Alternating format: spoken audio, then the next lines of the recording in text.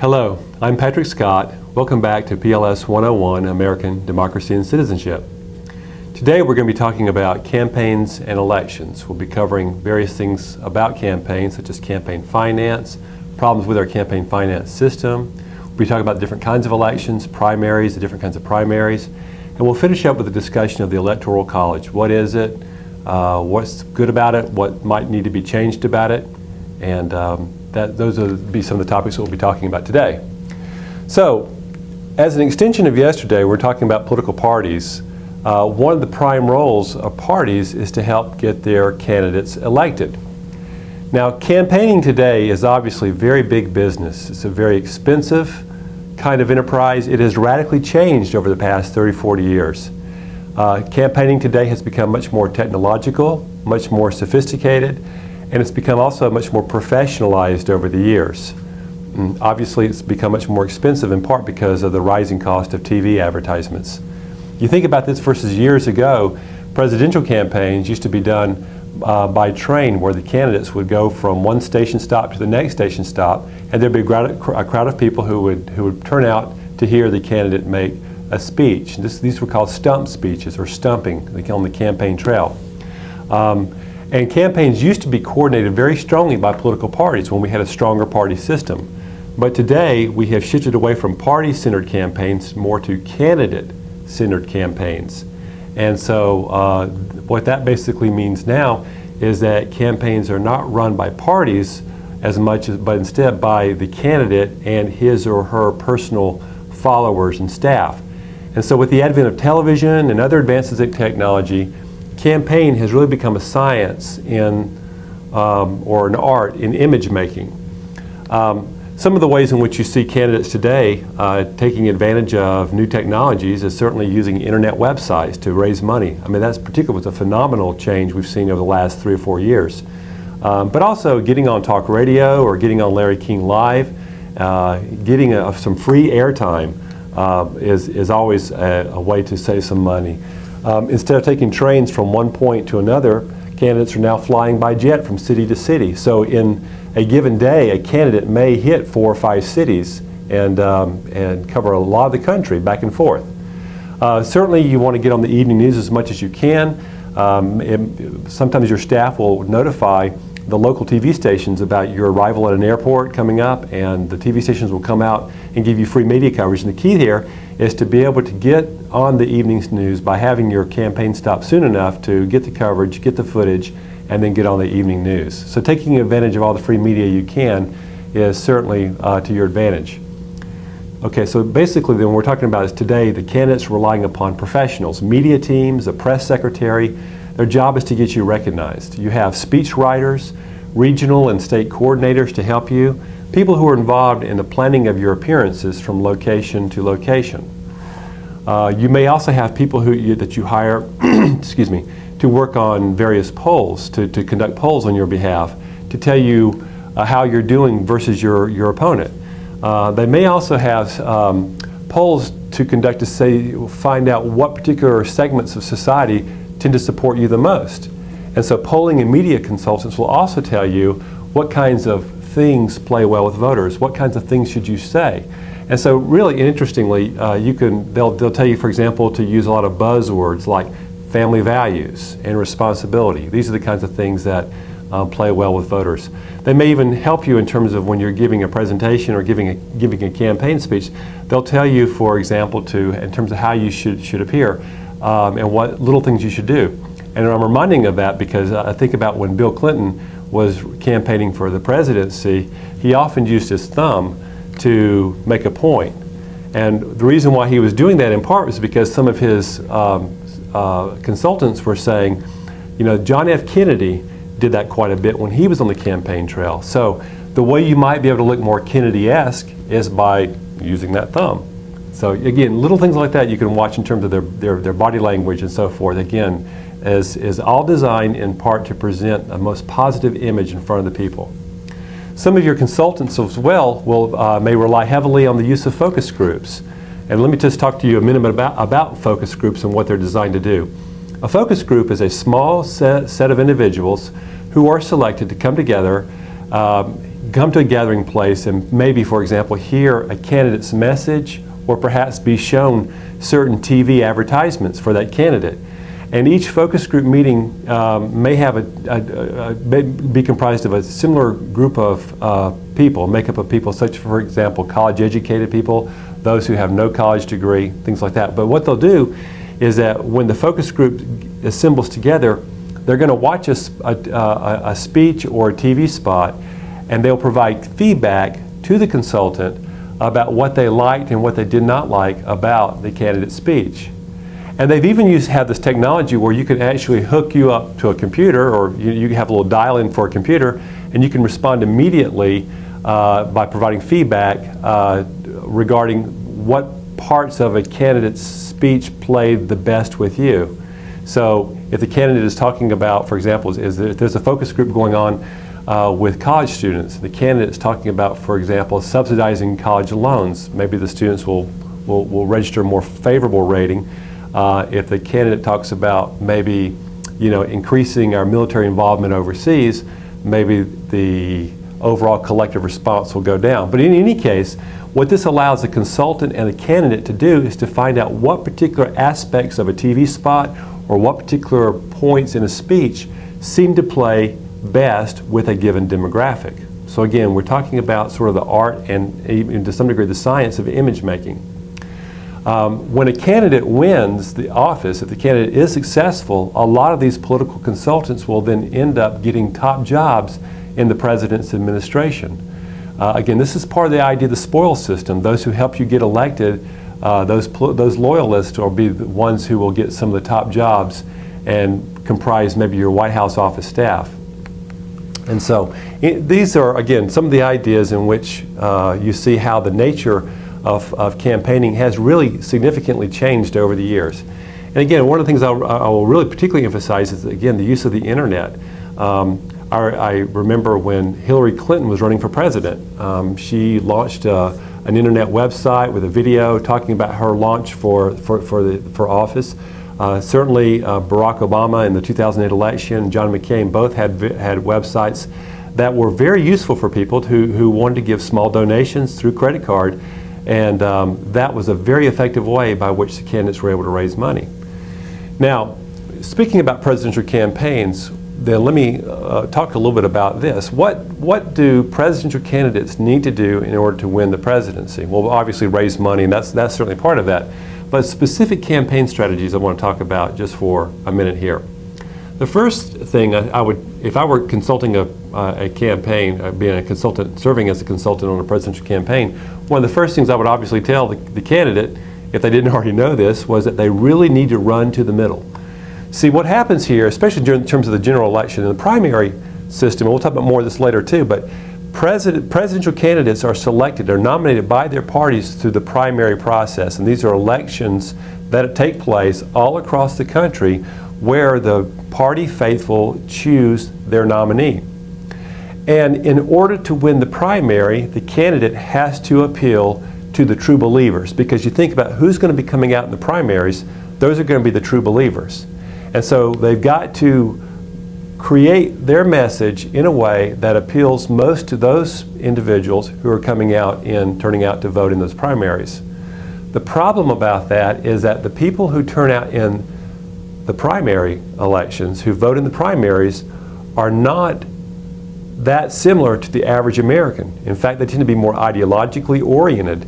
So what happens here is that a presidential candidate who wins the primaries could be seen by most Americans as being very too extremist for their views. In other words, for their taste. So you could have one candidate who's too far to the left, or one too far to the right. And the point here is that because of that, once you win the primaries, you need to run to the middle as fast as you can. And one of the things, again, I'll talk about Bill Clinton here for a minute. A lot of people give him credit in terms of his campaign strategies, because they said he was easily able, on the one hand, to appeal to the true believers in the Democratic primary, but at the same time appeal to the middle road of America. He would say things like, focus on family values and personal responsibility, and a quote was, to end welfare as we know it. And so a lot of these kinds of things that he said were designed to attract a broad range of people in the middle. This is what we were talking about in our last segment on political parties, about the fact that so many of the voters are actually in the middle and moderate, not on either extreme of the ideological spectrum. So candidates are aware of this, and they need to run to the middle. They need to moderate their message to appeal to that wide range of voters that are out there in the middle. So that's one of the things that they need to do. A lot at the same time, related to this, they need to preserve their base while trying to win over those middle people. So on the one hand, again, it's the same kind of balancing act that the parties have to play and have to pay attention to. You want to be able to win over those moderate voters, but at the same time, not so much that you end up alienating your true believers, the more extremist in terms of both camps. So you need to make sure that you are able to kind of curry favor with both sets of people, the moderate middle American voters as well as the true believers who turn out to vote in the primaries. So again, that can be a real tough balancing act. You don't want to come across as being so watered down that your true believers will say, there's no way I'm going to vote for this candidate because this candidate no longer really represents my values. So you got to be very, very careful about that. If you cater too much to those true believers, however, your opponent is all too happy to say that you are out of touch with mainstream America. So again, it is a bit of a balancing act. You also want to make sure, as part of your strategies, that you want to focus on campaigning in those states that have the most payoff. And when I say payoff, I'm talking about in terms of votes, and therefore specifically electoral college votes. We'll be talking about the Electoral College a little bit later on, but basically the idea is that the states that have the largest number of electoral votes are the ones that you need to focus on. Once you have won your party's nomination, you want to spend most of your time campaigning essentially in larger states where you know that you have a huge number of electoral votes and where you know you have a chance. California, for example, would be a good place to spend a lot of time and effort campaigning as long as you know you have a chance to win the state of California. Another example might be Florida. You don't want to waste your time and money campaigning and running TV ads in places like Rhode Island or New Jersey or Delaware because they don't really have a whole lot of electoral votes to give. And just to give you an example of this, in the 2008 election, both Barack Obama and John McCain made literally hundreds of trips back and forth to California as well as to Florida because those were two critical states for both candidates.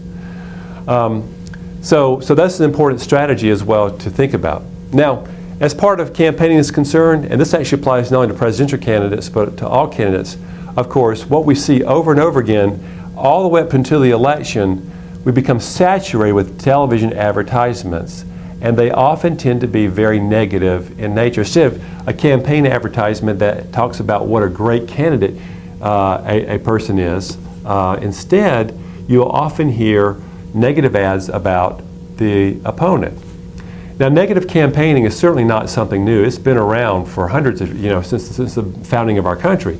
But it seems to me that a lot of people have been turned off by negative campaigning. You see a lot of mudslinging, a lot of distortions of each candidate's records, and these are particularly reflected in these political advertisements. But remember, the purpose of the political advertisements is not to tell the truth per se, but instead is to sell a product. They want to sell their product as their candidate. And if that means attacking the other candidate, that's what they're going to do. So let's just give you a few examples of this. Let's go back to 2004. If you remember, in 2004, George W. Bush was running for re-election against John Kerry. We see George W. Bush create advertisements that create John Kerry as a flip-flopper. You may remember seeing these. Some of these really just are burned in my mind, where he's flipping back and forth, flip-flopping back and forth in terms of his positions. And then again, these are the kinds of things that stick with the voters. There's also allegations that perhaps John Kerry was not being truthful about his service record in Vietnam when he was a soldier in Vietnam. There were also at the same time ads against George Bush that suggested that the White House was for sale by corporate giants such as Enron. And so again, that basically George Bush was in the pocket of a lot of these corporate entities. We see, I'll go back a few years before that, in 1996, we see Bill Clinton running for re-election against Bob Dole, former Republican senator from Kansas and former House Senate Majority Leader. We see ads that were aired by the Dole campaign that show Clinton talking to young people on MTV about smoking marijuana. And one of the questions that came up was something related to something that Bill Clinton had said about, yes, I had tried marijuana, but I didn't inhale. And one of the members of the audience in this MTV ad basically asked Bill Clinton, they said, well, if you had a chance to do it again, would you inhale? And he kind of joked about it and kind of shook his head somewhat affirmatively. And the idea behind this is that the Dole campaign strategist took this segment off of MTV and made it part of the Dole campaign ads to depict or question Clinton's character. Is he a president you really could trust? Most recently, in the race between Barack Obama and John McCain, we remember hearing in campaign speeches and advertisement that Obama likes to pal around with terrorists. And other groups were depicting, for example, Obama as being a Muslim, and even though he stated quite clearly he was not a Muslim. So again, you see ways in which the idea was to advance your candidate by attacking the character or integrity of the opponent. Now, the question is this: why do we see so many negative campaign ads? If we don't like them, then why do we keep seeing them 24/7, especially up into the next, the few weeks before the election?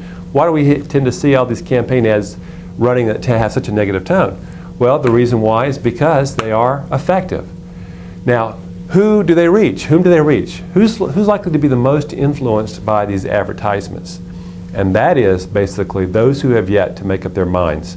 Those who are clearly made those decisions that they're going to vote for one candidate or the other are pretty much not going to be influenced by these negative advertisements, except to make them, to reinforce their positions against their opponent even more with the idea of selective exposure operating that we've talked about before. But by and large, though, those who have yet to make up their minds are those who are most likely to be influenced by the advertisements. And you can actually see a correlation in terms of that. If there are the greater the percentage of undecided voters in a campaign, the more likely you're going to see negative advertisements designed to influence those individuals. Now, we should also talk a little bit about, not only in terms of campaign strategies and the nature of how campaigns changed, but we should also look about more specifically to the topic of campaign financing. Because campaign financing is, campaigns are a big business. It takes a lot of money to run a political campaign, not only at the presidential level, but also at lower levels as well. So I want to talk a little bit about campaign financing. For example, in 2008, the average cost to run for the House of Representatives was roughly $1.3 million. If you were running for the Senate, the average cost to run a Senate campaign was $7.1 million. Now, some of the Senate campaigns were in the $23, $24, $25 million that was spent, but the average cost was about $7.1 million. There are a lot of websites. For example, the Federal Election Commission has a website, www.fec.gov, that has information about campaign contributions. Another interesting website is something called opensecrets.org. There are a lot of interesting kinds of information that you can pull out from these websites that talk a little bit, that show you the flow of money into these campaigns. 2008 was a very, very expensive campaign year, and as goes on record, every single new year we have in terms of campaigns, they become the record year because they increase every year, it seems like. But even go back a little bit. 2004, Kit Bond, senator from Missouri, he raised a total of $8.9 million, spent about that amount as well. 2006, Claire McCaskill is running for the Senate. She raised and spent approximately $11.4 million. Her opponent, Jim Talent, the Republican incumbent, raised $23.7 million. Interestingly, he lost that election. But again, a lot of money here, what we're talking about here in Missouri. In the 7th District in the Springfield area, covered by the 7th District for the House of Representatives, Roy Blunt received, in 2008, 68% of the vote. He raised and spent about $2.6 million. As I have indicated before, in the 7th District of Missouri, it's a very, very conservative district. You don't really need to spend $2.6 million in order to win. Now, a lot of that money he actually spread around to other candidates in other districts that were tighter elections, but nonetheless, he was able to raise about $2.6 million. And Roy Blunt was among the top in terms of recipients of PAC money, Political Action Committee money. And we're going to be talking about PACs in a little bit more detail in just a few minutes here, and their roles that PACs play. But interestingly, Roy Blunt's Democratic opponent raised only $61,000. So you've got $2.6 million versus $61,000. Interestingly, in this particular election, his opponent still managed to get 28% of the vote. But I think in part that was a bit of what you would call a coattail effect from the campaign of Barack Obama. In 2008, Barack Obama, speaking of Barack Obama, he spent about $730 million from all sources. The largest majority was about $650 million that was raised in individual contributions, largely through the internet. Again, that's why I was telling you how the internet has become so important in terms of the role of campaign finance. John McCain spent about $333 million from all sources. So Barack Obama had twice as much money to spend. The largest majority of money for John McCain was $200 million or so in individual contributions, and he also had received $84 million in federal funding. Barack Obama did not take federal funding this time, because when you take federal funding, we'll talk about this again a little bit later too, when you decide to adopt or accept federal funding, then you also have to, that restricts and curtails your ability to raise funds outside that process. And Barack Obama was so effective at raising money, $730 million, that was a record-shattering amount of money, that he obviously, by accepting federal funds, that would have actually hurt his campaign. John McCain decided to abide by that, because when John McCain was first running for president in the primary system, he ran out of money pretty quickly, and that was seen as a good thing. But unfortunately, I think that also hamstrung him in terms of his ability to raise more money overall during the general election against Barack Obama. But even all this money that we're talking about, $730 million, $333 million on McCain's part, all of that does not reveal even the entire picture. Even more money, more millions of dollars were actually spent by supporters who operate outside of that system. Now, I want to tell you a little bit about campaign finance reform and talk about why it's difficult to achieve.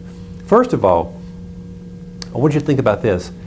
Campaign finance reform, as much as everyone agrees that we've got too much money in the system, and what we're concerned about is, does that money buy unfair access to certain people? In other words, if I've got a lot of money to contribute, does that give me an unfair access to the candidate? Are the candidates either be members of Congress or the president? Does that mean they're going to make decisions that reflect my interest unfairly because of my influence that I have in terms of contributing to their campaigns? If I'm an organization and I create a political action committee to raise money for candidates, does that PAC contribution give that PAC unfair access to a member of Congress? And of course, that's what the concern is. But the key here is that even though we all agree that campaign finance reform, the campaign finance is very, very high, it's hard to achieve reform. And in part, and this is what I want you to think about the reason why it's hard to achieve. Largely, the people who are in power right now, who have been successful in raising these large amounts of money in Congress or in the president, they benefit from the system the way it's currently constructed. In a lot of ways, and think about this in terms of Congress, in a lot of ways, for members of Congress to achieve true reform in campaign finance, what they're basically doing is creating a different set of rules that would then potentially work to their disadvantage in terms of getting reelected. They are there, they get elected and reelected in part because they have benefited from the way the system is currently structured. So why would you want to change that system that might potentially undermine your efforts to get reelected? So there's a motive in place. I mean, the ones who are there now because of the way the current system is structured. Why change those rules? And that's why for many years it was hard to get any real progress done in campaign finance reform. And even the reform that there has been some significant reform that's taken place, but the question is how significant has it been in terms of changing or altering the flow of money. So one of the points I want you to understand is that campaign finance reform is difficult to achieve simply because of the way the motives that are at work here and the dynamics. And those who are in power right now are in power because they have benefited from the current system. So why change the nature of that system? But the other thing I wanted to suggest to you here that makes it difficult in terms of campaign finance reform is that even if you do enact certain reforms, the whole campaign finance system in a lot of ways is like Swiss cheese. I think of either Swiss cheese or there's a game at Chuck E. Cheese, Whack-A-Mole. And if you may know that game where the mole comes up in a hole and you try to whack it, and then it comes up into the hole and you try to whack it. So you can either call this a Whack-A-Mole theory of campaign finance or the Swiss cheese theory. It's the same idea. There are plenty of holes in the system. And if you try to plug up one hole, what happens is that the money finds its way into another hole and people take advantage and exploit that other hole. So the money really doesn't go away, it simply pops up in one hole or the other. And we're going to be talking about that down the road, but let me also tell you this ahead of time too. One of those significant holes has been reinforced by the Supreme Court, where the Supreme Court says this is a permanent hole in the system that we're going to allow because it's constitutional. So in a lot of ways, you've got these holes in the system where the money can come through, and the Supreme Court has said in a very, very famous court case, which I'll go ahead and tell you, is Buckley versus Vallejo in 1976, which basically says that it institutionalized the existence of one of these holes because they said this hole is legitimate, it's constitutional, it has to stay there. So consequently, campaign finance reform is very difficult to achieve. All right, now let me talk to you briefly about an overview of campaign finance reform. We're going to talk a little bit historical, important pieces of legislation that have taken place. We're going to talk about some fundamental long-standing problems and then recent attempts to address these problems here. Okay. First of all, if we go back in history, one of the first efforts to reform our campaign finance system was the passage in 1971 of the Federal Election Campaign Act, the FECA. And it's been amended several times since 1971 as well. But basically, it was designed to provide a level playing field for presidential candidates. It really governs it governs national campaigns, but it has some particular things to say about presidential elections. In terms of presidential elections, it was designed to provide a level playing field so that basically we have a fair race. And essentially, it tried to do three different things. The first major provision of the FECA was to prevent undue influence by any one individual donor by limiting individual contributions. It wanted to make sure, the FECA wanted to make sure that wealthy individuals, corporations, or interest groups could not simply buy a candidate. I mean, if I could give directly $1 million to a presidential candidate, do you think I might want something for that in return? So again, it was trying to prevent some undue influence from taking place. A second provision of the FECA was designed to prevent large imbalances in the level of money that both candidates received. And they did this by setting up a system of public financing of presidential campaigns. Do you remember when you fill out your tax returns? The tax form says, do you want $3 of your taxes to go to the presidential election campaign fund? It's a pot of money that's created for both the Democratic and Republican nominees. In 2008, that pot of money was $84 million available for both candidates. So it's funded through a public system. In other words, your taxes are going to pay for these campaigns. And the idea here is this, is that it sets up a system of public financing, and the idea is that it provides a lot of money to create an incentive for people to take advantage of that. And if people take advantage of that, then they've got to play by certain rules, but it kind of levels out the playing field.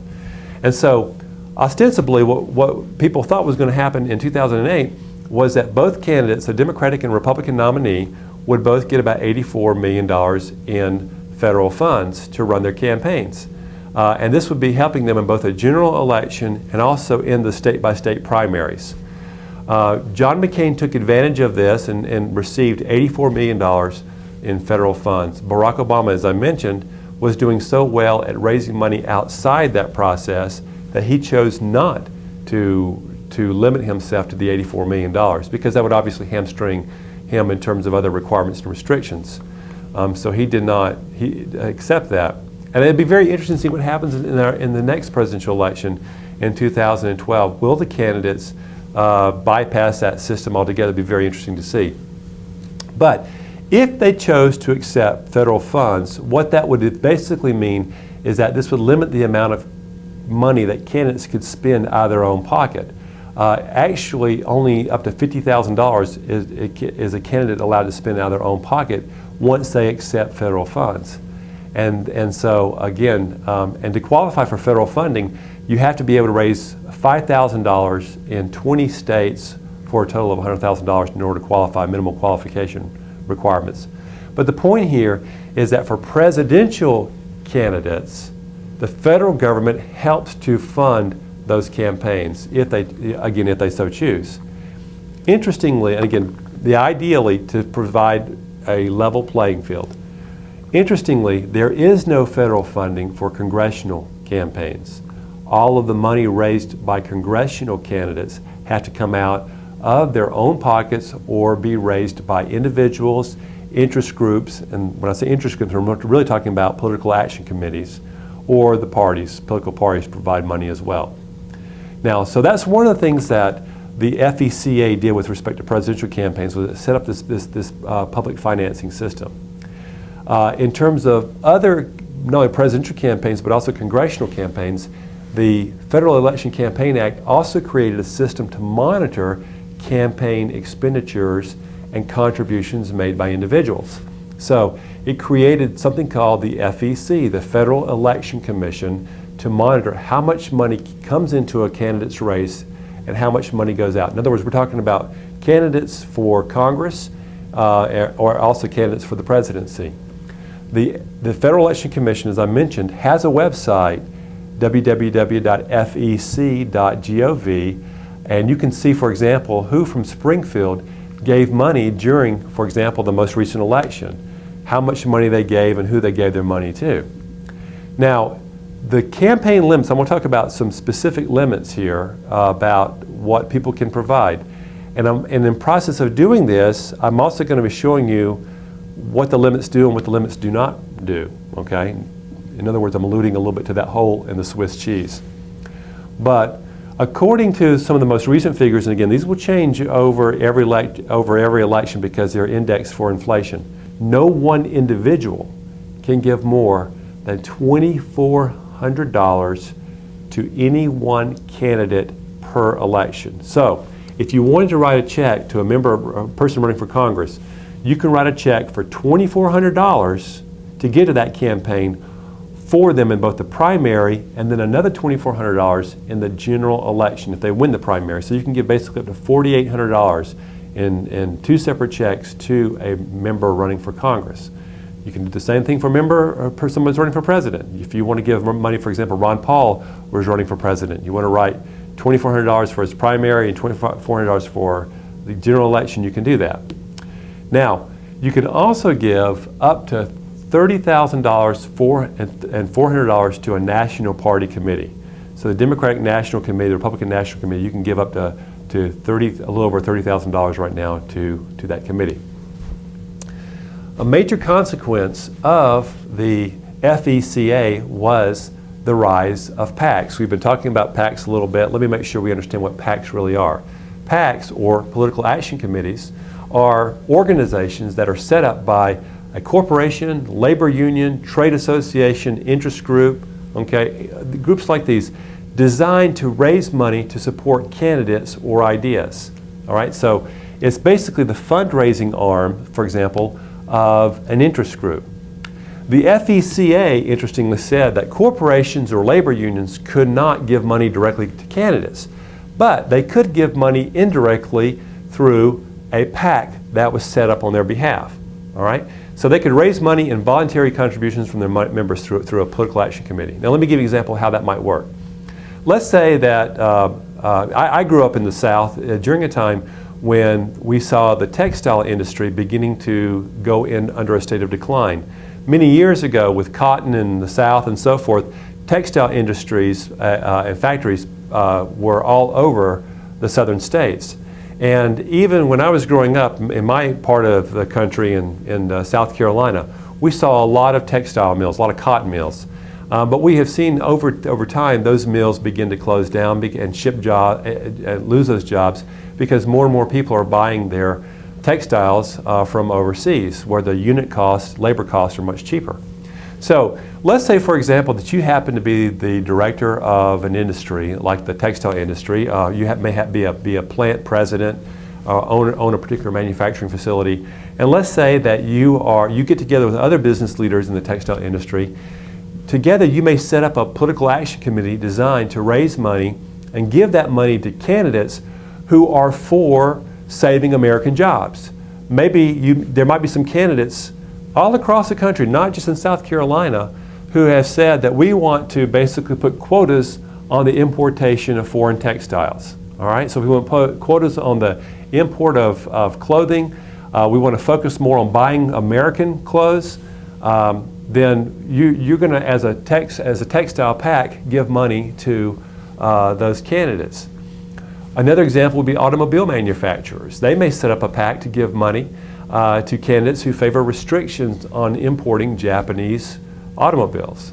Again, so this is the whole idea behind political action committees. Now, in terms of restrictions and requirements for PACs, you can give up to $5,000 to any one PAC in any 1 year. So if there are a lot of different PACs that are out there that you like and you've got the money to do it, you can write a check to this PAC and that PAC and as many PACs as you like.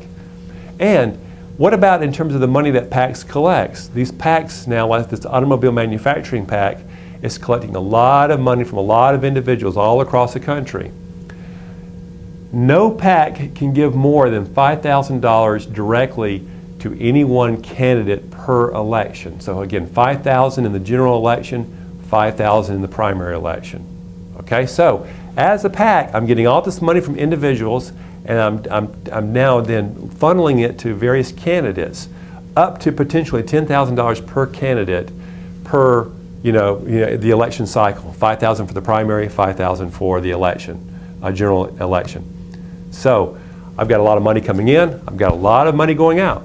And again, I don't have to limit the money I'm giving to only candidates in, say, where the auto industry is located, simply in Detroit or in Michigan, or the textile industry. I mean, I can give money to candidates all across the country. If you think about this, every 2 years, Congress goes up for election or re-election, the House of Representatives does. That's 435 members. And if I can find 435 people, either incumbents or challengers, who are willing to support my views, I will give 435, if I've got the money, 435 candidates times 2 for the primary and the general election, potentially. That's a lot of money we're talking about. So those are some limitations here, but it still involves a lot of money. The thing that's interesting, and this is where I'm going to start going into that Swiss cheese hole here, all right? And this is, again, those limitations in a lot of ways are only the tip of the iceberg, because here is what a PAC can do beyond that. PACs can spend indirectly as much as they want on behalf of a candidate. There are no limits on indirect contributions and indirect expenditures. What I was talking about before, those $5,000 limitations, are direct expenditures where the PAC writes a check to, for example, Roy Blunt for re-election for Congress, all right? Roy Blunt for Senate. Now, those are the kinds of things where the PAC limitations come into play. But indirectly, a PAC could spend literally, theoretically, if they had the money, millions of dollars for as many candidates as it wanted to. This is where the rest of the iceberg begins to come into play, because the PACs can run ads for you, television advertisements for you, or against your opponent. They can send out letters on your behalf to supporters or to attack opponents as well. They can send out letters to various groups, members of labor unions and so forth, and ask for them to support a particular candidate.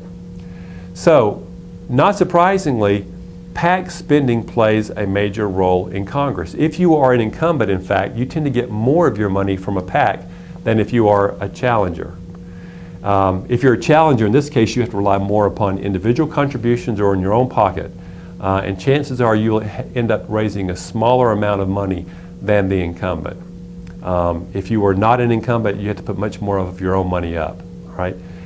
If you are an incumbent, you have a much easier time raising money. And this helps, by the way, to guarantee that incumbents tend to get reelected overwhelmingly in Congress. So I think about 94% of incumbents end up getting reelected.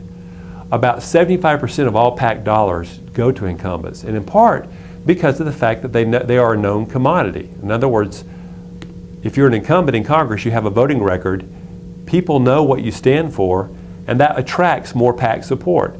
The PACs can look at your voting record and say, oh, I see that this candidate really supports this legislation that was important to us in the past. We're going to continue to give money to this candidate because of that. So the incumbents attract overwhelmingly the lion's share of money from political action committees. But going back to the idea of this indirect money here as well, I think, again, let me also make sure we understand this point. If a PAC basically comes up to me, I'm running for Congress, they write me a check, $5,000 for the primary, another check, $5,000 for the general election. I say, thank you very much. But the PAC likes me so much, they decide to run and spend literally hundreds of thousands of dollars on TV advertisements on my behalf. What they are doing basically is saying, we like you and want to do this. Now, they cannot, that is the PAC, cannot coordinate with the campaign of the candidate, with their staff or their media people that are hired by the candidate. There cannot be any kind of direct coordination between the PAC and the campaign of the candidate and their staff. But as long as there's no coordination and the campaign, the PAC, between the PAC and the campaign, then that PAC can just spend as much money as they want. So if you happen to be a member of a PAC or the director of a PAC and you're spending a lot of money on my behalf, you know, you can do that, and I can't stop, you know, or if you're trying to attack me, and I cannot stop you from doing that, because that is your right in part to do so as part of your right of political and free expression. This is the idea behind Buckley versus Vallejo in 1976 that ruled that this is the kind of indirect PAC contributions were constitutionally protected. We're going to talk about that in a little bit more detail in just a second here, but that's part of the Swiss the hole in the Swiss cheese that I was talking about. Now, of course, while you're in office, let's say you get elected or re-elected, while you're in office, you're going to be spending a lot of your time raising money for the next election. Congress, interestingly, because particularly the House of Representatives, because they serve every 2 years, they've got 2 years to prove themselves, and they're re-elected or elected every 2 years. It's a 2-year cycle in the House of Representatives. Congress has been known as a constant campaign because the minute you hit the ground running, and after you've won the election, you hit the ground running immediately for trying to amass funds for engaging in fundraising over the next 2 years to help finance your next election.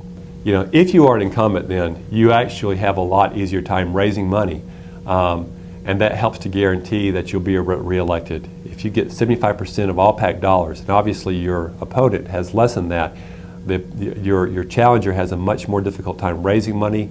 A lot of that has to come out much more out of their own pocket.